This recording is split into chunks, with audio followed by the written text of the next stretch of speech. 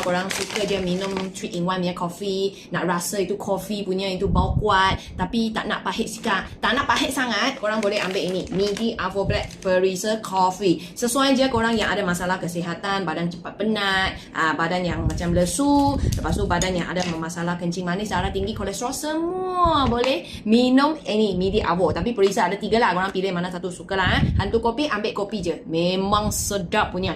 Ini air lebih kurang 150 ml macam ni, suhu suam. Dan satu sachet kita masuk ke dalam. Kalau korang nak bancuh dengan shaker pun boleh, dengan cawan pun boleh saja. Biasa kalau saya suka guna ini, sudah tahu. Sebab ini bila kita pukul-pukul wah, dia punya rasa lagi masuk, lagi creamy, lagi halus. Normally I guna garpu punya. Habis sekarang I guna ni, I rasa lagi sedap. Lepas I pakai ni. So kita tak payah share lah, kita buat macam ni je. Pukul, tapi ambil sikit masa lah, sebab nak sedap kan, nak masuk dekat mulut kita, rasa melting kan, rasa macam creamy kan. Kita buat macam ni.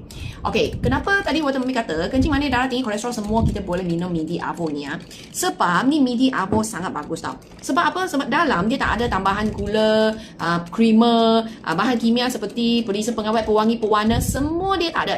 Lagi satu dia tak ada tambahan macam GI tinggi punya makanan, macam beras, lepas tu oat, itu semua dia pun tak ada. Jadi bila kita minum, dia lebih jaga kita punya gula. So korang yang ada masalah kencing manis, korang tak boleh je makan tinggi GI ataupun tinggi karbohidrat punya makanan kan.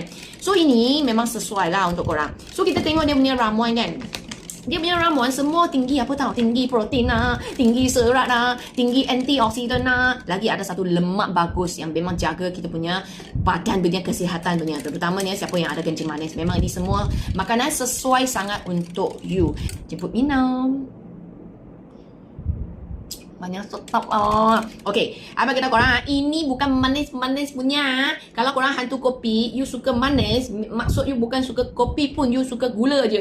Gula manis kan. Ini tak ada gula tambahan, tak ada pemanis juga. Jadi dia punya bau kopi sangat kuat. So kalau korang yang minat kopi, ini memang korang akan jatuh cinta. Simpan sejuk pun sedap Kalau nak beli, pergi cari Midi Avo Black, ada 3 perisa. Kalau korang yang suka ada sedikit manis manja punya, korang boleh ambil original. Ini pula perisa koko. Perisa koko dengan perisa kopi, memang you akan rasa koko yang premium pahit sikit-sikit, kopi yang premium pahit sikit-sikit. Memang sedap. Dalam ada 7 sachet setiap bungkus. Pergi cari dekat TikTok Shop ataupun Shopee, pastikan dekat official store Simple Health. So ini bantu kita punya badan sihat. So hari-hari minum 1 atau 2 sachet memang boleh.